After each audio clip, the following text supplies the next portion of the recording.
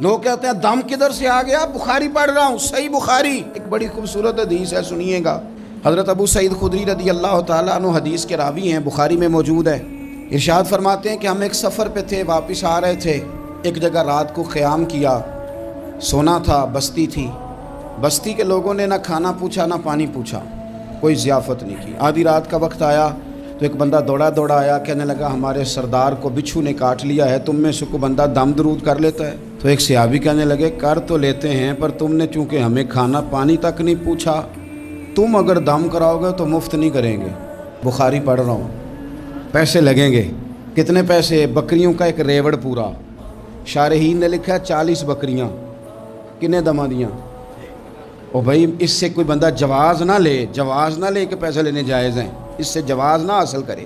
آپ بات کو سمجھیں، پس منظر کیا ہے؟ پانی تک نہیں تم نے پوچھا۔ کچھ لوگوں کا علاج ہوتا ہے، انہوں نے کہا پیسے لیں گے دم کر دیں گے۔ صحابی نے کہا، حضرت ابو سعید خدری رضی اللہ تعالیٰ عنہ فرماتے ہیں وہ چونکہ تنگ تھے، بچھو کاٹ کے، اور سردار کو کہا چل تو صحیح نا۔ وہ صحابی گئے، سورہ فاتحہ پڑھ کے دم کیا، اور حدیث بخاری سے میں آپ کو دکھاؤں گا۔ لوگ کہتے ہیں دم کدھر سے آ گیا؟ بخاری پڑھ رہا ہوں، صحیح بخاری۔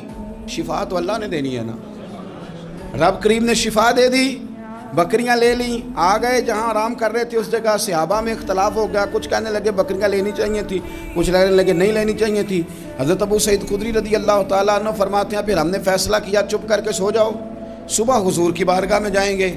اگر کریم نے کہا لینی چاہیے تھی پھر تو موج بن گئی، اور اگر کہا نہیں لینی چاہیے تھی تو بکریاں ہانک کے واپس کر دیں گے۔ مسئلہ کیا ہے؟ کہتے ہیں صبح گئے حضور کی بارگاہ میں، جا کے مسئلہ عرض کیا، یا رسول اللہ انہوں نے بھی پانی کوئی نہیں پوچھا تھا، ہم نے بھی کہا دم کریں گے تو پیسے لیں گے، تو ہم نے یہ بکریاں لی ہیں۔ شارحین لکھتے ہیں 40 تھی شاید۔